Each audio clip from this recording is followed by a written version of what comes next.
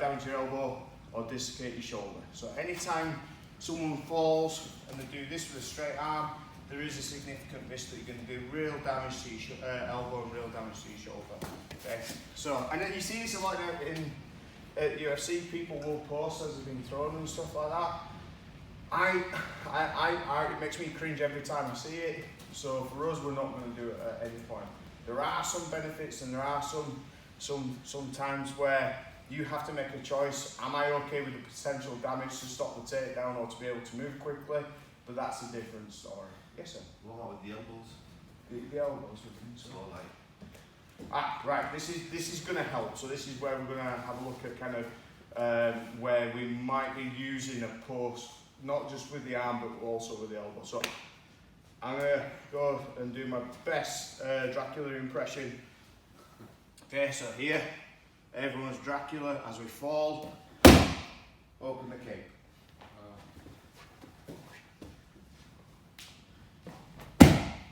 You don't have to. No one's going to beat them up. Okay, so just let it touch. Boom. Try and kill the bar. It's not going to happen. So here, best Dracula impression, and just open the cape at the end. Okay, a couple of those. Let's go. Okay. So side break fall. Obviously, we're going to fall to our side. It's similar, but the only thing that's different is we're going to kind of slap in front. So we'll fall onto our side here. We're just going to slap just to the front there. Okay. So again, this helps reduce the impact a little bit and distribute the impact out across our arm. But it doesn't fully do it, so this is why we started nice and low on this one. So up and to the side hip, shoulder, slap. Again, try and keep the hand quite closely with it. The alternative is you face plant to the mat. Okay, so as a decision, I'd rather kind of take that impact and stop my nose going onto the mat, trying to save that modelling career.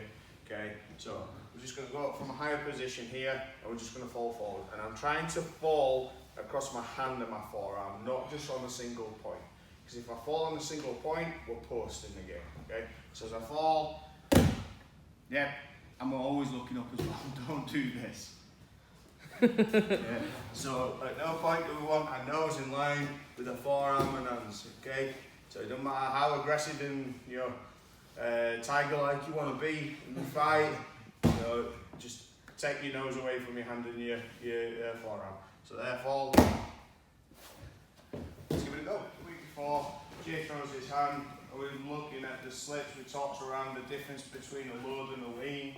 Okay, today we're going to look at a roll. All right, so rolling underneath a hook. You tend to roll underneath hooks. You tend to slip straight shots. Okay, and that tends to be the trigger that you're looking for. So Jay's going to throw a left hand. All right, what we're not going to do, I'm going to show you what not to do first, and then we're never ever going to do it ever again, even though we will. Okay, we're not using a hula hoop. Okay, in MMA, structurally, and again this is where we go back to the lean principle. Yeah, I don't want to be leaning. Yeah, I certainly don't want to be leaning and doing some form of dance move. Okay, right. If you imagine the letter U, with my nose I'm trying to draw the letter U. So from this position here, if the hook's coming on this side, yeah, I change my level, step across and come in. Okay, so I'm drawing a letter U with my nose. And I'm keeping a good base and good structure at every point. So, he throws a shot, yeah, and I'm drawing the letter U. Side please, sir. Okay, so I'm in a position where I can attack straight after it, so we can start countering. So all we're going to do, we're going to go both sides. So just there, throws a shot, nice and light, nice and slow, gives me time, yeah, to get out of the way. Okay, so if we partner up, and then we just start practicing this one for one. On three. 1, 2, 3. So he's going to throw the lead hook, and we're just going to work this one off a lead hook. We can do it off a reverse hook, but there are a few things that we need to kind of do and go through before it's going to be effective. So he throws a lead hook, step round in, and then I'm going to go into my penetration step. Okay, so it's the exact same thing we've done over the last couple of weeks. It may feel a bit different because of the angle that we're in. So we've been working in the headlights quite a bit. This is one of the good opportunities where it's now a little bit easier to come in and start getting that head position in a great place because I'm already on a good angle. Okay, so it's going to be a little harder for him to take like guillotines and stuff, and it's a lot easier for me to start switching to take back as well. So again, just moving in, just there, one, and attack. Don't blast each other, you know, for the next 2 minutes. Just that nice connection, that penetration step, deadlift, and let's get there. All right, on three. 1, 2, 3. We're going to move on though, but one of the things to be conscious of is don't step out. So you want to stay quite close to the person. So with these kind of techniques, the only time we're really sort of stepping out is if we don't want to push close.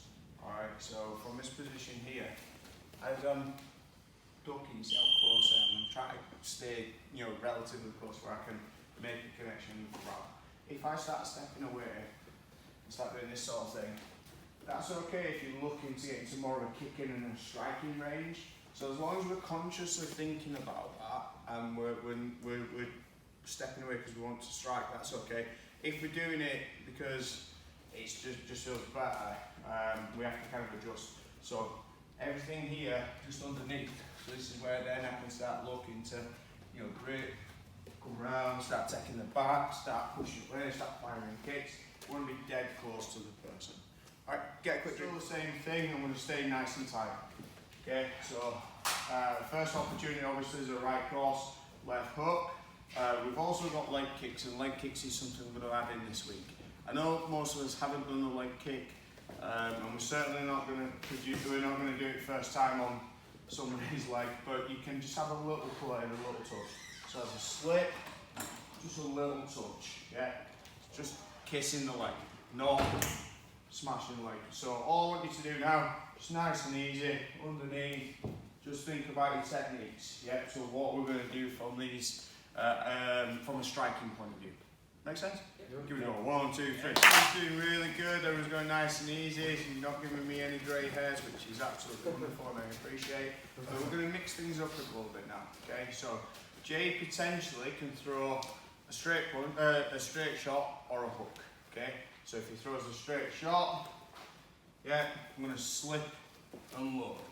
If he throws a hook, I'm going to roll. Okay, so we're not fighting back or anything or adding combinations, we're just focusing on making sure we're responding the correct way. Okay? He's going to go slower than that.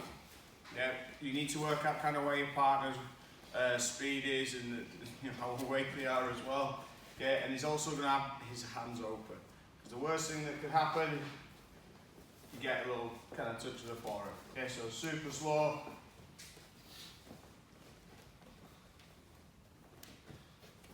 Then he's going to mix it up. He's not going to get, I don't know what shot's coming down. Slower! Damn it!